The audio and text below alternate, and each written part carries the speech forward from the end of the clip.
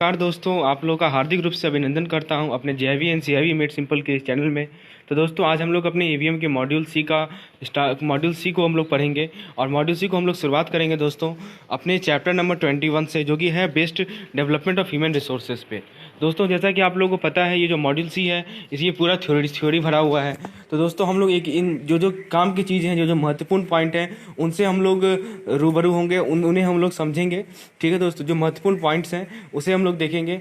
और आपको ये जो मैं नोट्स प्रोवाइड कर रहा हूँ दोस्तों, ये एकदम पिन पॉइंटेड है। यदि आप इसे ध्यान से समझ रहे हैं दोस्तों, तो इसी से आपको क्वेश्चंस आने वाले हैं। तो सबसे पहले मैं थ्योरेटिकल एस्पेक्ट को क्लियर कर देता हूँ, ताकि इस पर जो केस स्टडी मैं जो करवाऊंगा, ताकि आपका थ्योरी पार्ट क्लियर रहे और आप आसानी से केस स्टडी को कर पाएँ। तो चलिए दोस्तों, शुरुआत करते हैं अपने इस चैनल को, अपने इस लेसन को। सबसे पहला टॉपिक है हमारा HRD एंड इट्स सब सिस्टम। तो सबसे पहले हम लोग देखते हैं HRD है क्या और उसका सब सिस्टम क्या क्या है। HRD बेसिकली एक प्रोसेस है जिसके थ्रू किसी ऑर्गेनाइजेशन के एम्प्लॉय वो उनको हेल्प करते हैं दोस्तों। ठीक है, हेल्प किस रूप में करते हैं? तो देखिए, उनके HRD के थ्रू उनके पास क्या होता है, उनके पास क्षमता आती है, एक्वायर और शार्पन। उनके पास क्षमता भी आती है और उनकी जो क्षमता है वो बढ़ती भी है।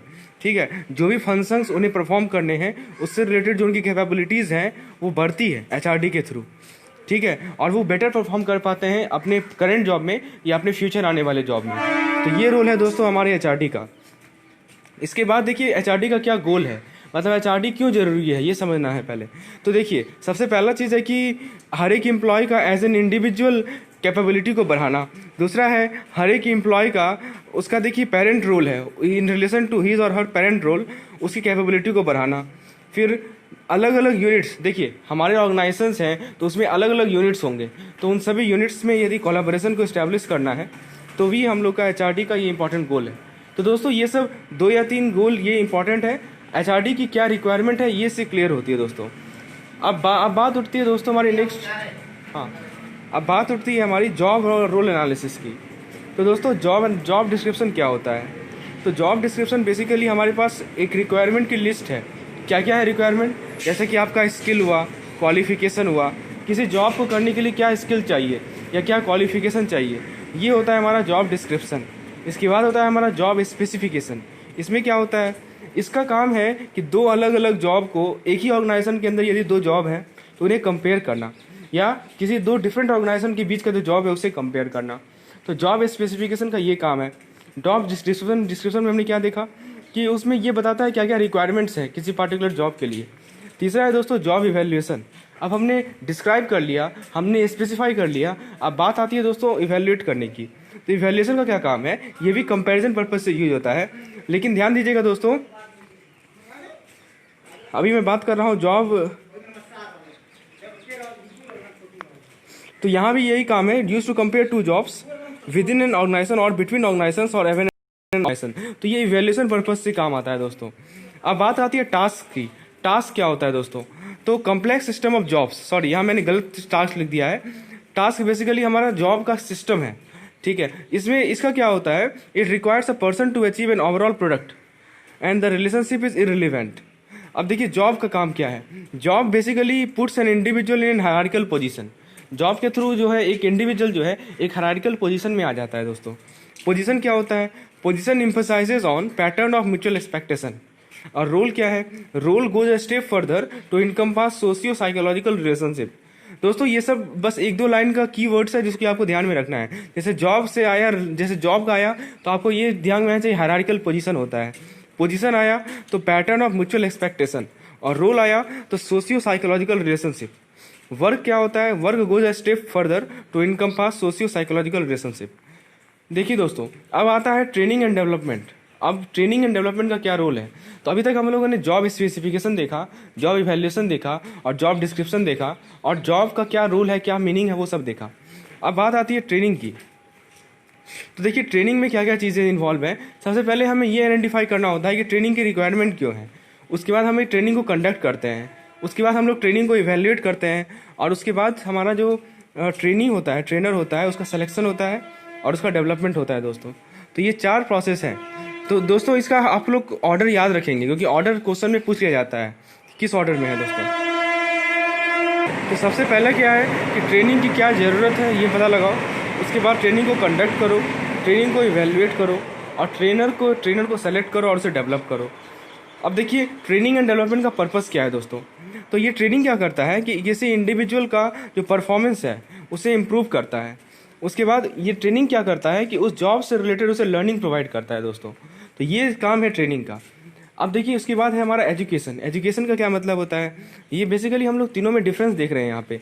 एजुकेशन का मतलब हुआ learning to prepare the individual for a different but identified job. मतलब यदि किसी इंडिविजुअल को प्रिपेयर करना चाह रहे हैं, ठीक है, तो उसके लिए उसे लर्निंग की आवश्यकता है। तो ऐसे लर्निंग को हम लोग कहते हैं एजुकेशन।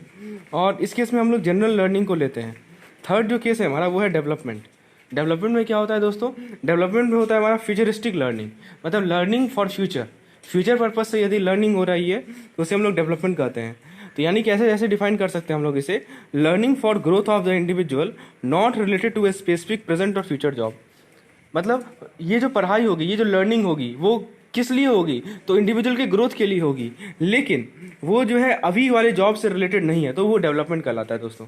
तो सिंपल सी बात है, एक लाइन याद रखिए, डेवलपमेंट जब भी आएगा तो फ्यूचरिस्टिक होगा, एजुकेशन आएगा तो अभी का जो जॉब है उससे रिलेटेड होगा, और ट्रेनिंग तो जानते ही है परफॉर्मेंस को बढ़ाने के लिए होता है दोस्तों। तो ये तीनों में डिफरेंस आ सकता है। अब किस रूप में आएगा वो तो आपको एग्जाम में पता चलेगा, लेकिन इसमें डिफरेंस आ सकता है ट्रेनिंग, एजुकेशन और डेवलपमेंट में। तो आप लोग कीवर्ड याद रखेंगे। अब दोस्तों एक होता है हमारा एडल्ट लर्निंग।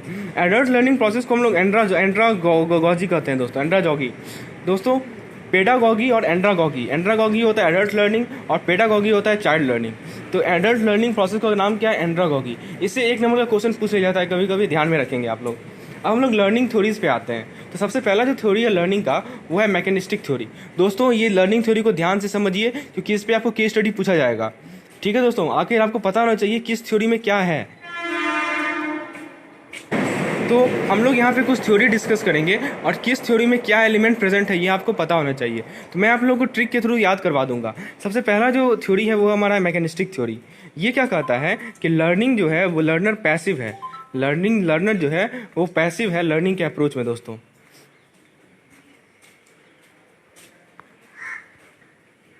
उसके बाद ये क्या कहता है, एवरी इनपुट और stimulus will get a pre determined response.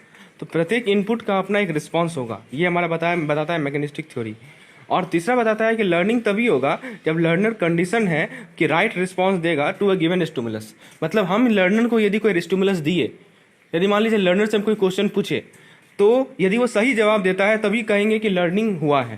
तो ये मैकेनिस्टिक थ्योरी ये बताता है हमें। तो इसके लिए कीवर्ड याद रखिएगा, passive in learning process. Learner is passive in learning process दोस्तों, ठीक है। और हर एक इनपुट का अपना एक प्री डिटरमाइंड रिस्पॉन्स होगा जो कि पहले से ही डिटरमाइन होगा कि ऐसा इनपुट है तो ऐसा इसका आउटपुट होगा।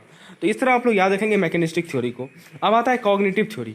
कॉग्निटिव थ्योरी क्या कहता है, मैन को इक्वेट करता है उसके ब्रेन से।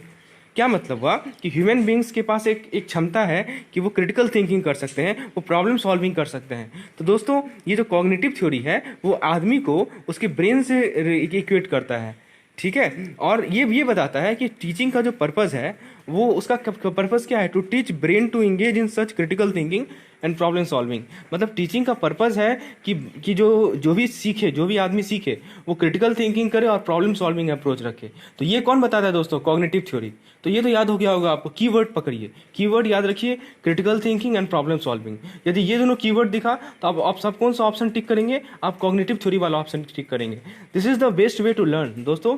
आपको कीवर्ड इतना लंबा चौड़ा कुछ नहीं पढ़ना है, बस कीवर्ड को नोट करना है। आप यदि शॉर्ट नोट बनाना चाह रहे हैं इस लेसन का तो आप क्या कीजिए, एक सादा पन्ना उठाइए और जैसे आप हेडिंग दे दीजिए लर्निंग थ्योरीज, ठीक है दोस्तों। तो जैसे मैकेनिस्टिक थ्योरी में मैं क्या कीवर्ड बताया, लर्निंग इज पैसिव, बस इसे लिख लीजिए।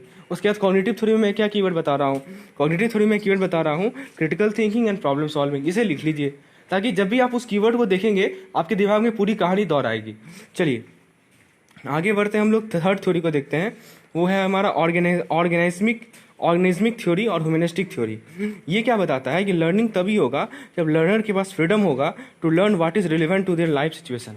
मतलब लर्नर के जो प्रेजेंट लाइफ सिचुएशन है उससे रिलेटेड, ठीक है, उसके पास छूट हो, ठीक है, उसके पास इंडिपेंडेंस, उसके पास फ्रीडम हो कि वो वही चीज़ सीखे जो कि उसके प्रेजेंट लाइफ सिचुएशन से रिलेटेड हो, तो लर्निंग होता है। ये कहता है ह्यूमनिस्टिक थ्योरी।